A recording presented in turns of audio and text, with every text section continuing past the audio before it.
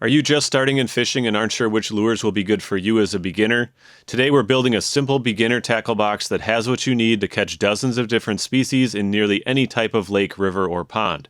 The first item I'd recommend is a pack of jig heads. A jig head is a weighted hook that you can add a soft plastic bait or live bait to. It's heavy enough to cast far and it's pretty inexpensive. Get a pack of 1/4 ounce jig heads, and if you're willing to get 2 packs, get some 1/8 ounce ones too. I'll put links in the video description for all the lures that I'm showing in this video.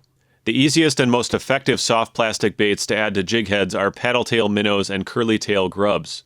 Both of these baits kick around in the water and do everything for you. You can retrieve them straight back and catch fish, or you can use your rod tip to add an up and down motion to the bait as you retrieve it. Just raise the rod tip up to lift the bait, and then reel in some line as you lower the rod tip back down.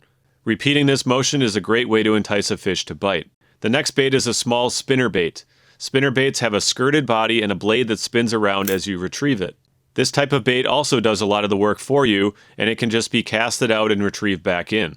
It's also fairly weedless, so you can use it where there's a lot of vegetation around. And you can add a soft plastic bait to the hook to create even more action from the lure.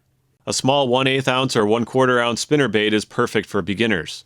Now grab a rooster tail or other small inline spinner. These differ from spinner baits in that the lure components are all arranged on a straight piece of wire instead of having the blade held above the bait. Inline spinners are great for bass, pike, crappies, trout, and a lot more. Again, get a 1/8 ounce or 1/4 ounce spinner to start with.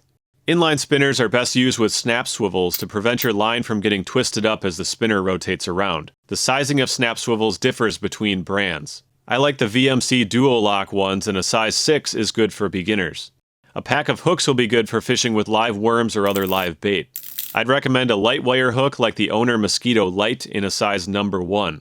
This will be a good size for bluegills, crappies, perch, and small bass. The usual things that a beginner is likely to catch on a worm. Now grab a couple of bobbers.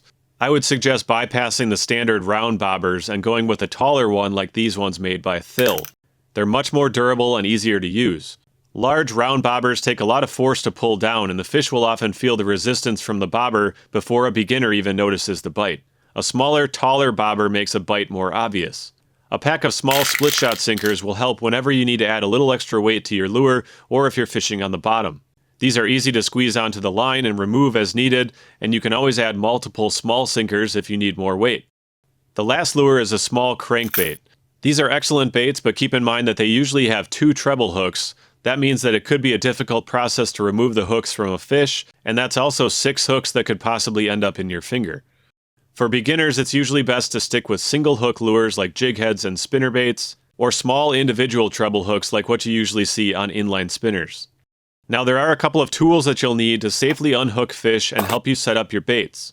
A needle nose pliers is good for unhooking fish, for adding or removing sinkers from your line, or cutting extra line after tying knots. A hemostat is a small pliers that can fit into the mouth of a bluegill or other small fish where a larger pliers can't fit. This simple tackle box is sure to catch lots of fish and help keep things easy for a new angler. Good luck and thanks for watching. We'll catch you next time.